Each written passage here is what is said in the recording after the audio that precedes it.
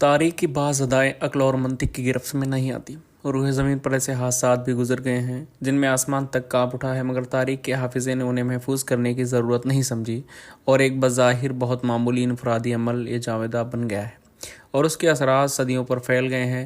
حضرت خواجہ معین الدین چشتی رحمۃ اللہ کا سیستانے سے چل کر عالم اسلام کی سیاحت کرتے ہوئے راجستھانی قدیمی تاریخ بستی اجمیر میں آ کر سکونت اختیار کر لینا ایک ایسا ہی واقعہ ہے جو بظاہر ایک انفرادی عمل تھا، مگر اس کے اثرات بہت گہرے اور صدیوں کو اپنی آغوش میں لیے ہوئے ہیں۔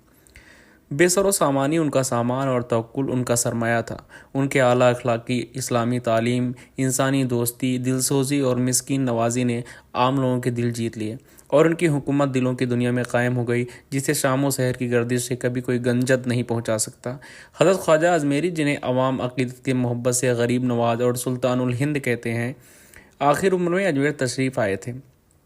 634 ہجری یعنی جون 1227 عیسوی ان کا وصال ہوا۔ آپ جس حجرے میں رہتے تھے اسی میں دفن کیے گئے۔ اس وقت سے آج تک یہ متبرک مقام لاکھوں عقیدت مندوں کا قبلہ بنا ہوا ہے۔ ایام عرس کے علاوہ بھی ہر سال لاکھوں زائرین یہاں آستہ بوسی کے لیے آتے ہیں۔ خواجہ صاحب کی یہ درگاہ اجمیر کے جنوبی مغرب میں واقع ہے۔ درگاہ کے پچھم میں محلہ اندر کوٹ ہے، مشرق میں لنگر خانہ اور جانب شمال درگاہ بازار ہے۔ جنوب میں وہ جھرنا ہے جسے جھالرا کہا جاتا ہے، اس سے درگاہ کو پانی سپلائی ہوتا تھا۔ درگاہ شریف کے چھوٹے بڑے 21 دروازے ہیں اور یہ تینوں حصوں پر منقسم ہیں۔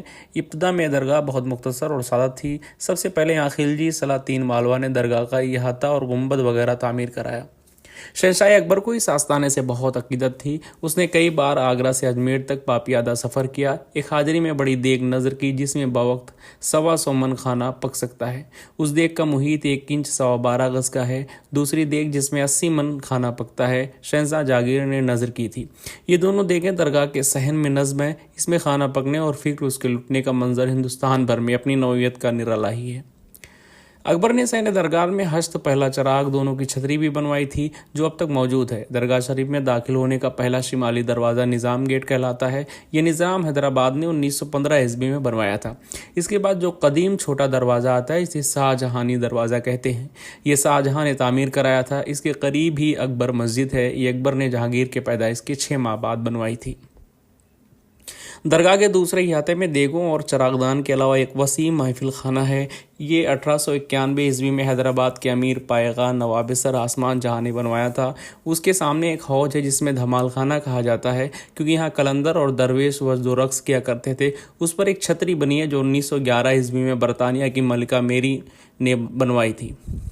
مشرق کی جانب لنگر خانہ ہے جس میں اکبر کا دیا ہوا ایک بہت بڑا کڑھاؤ ہے جس میں روزانہ دلیہ پک کر فقراء کو تقسیم ہوتا ہے۔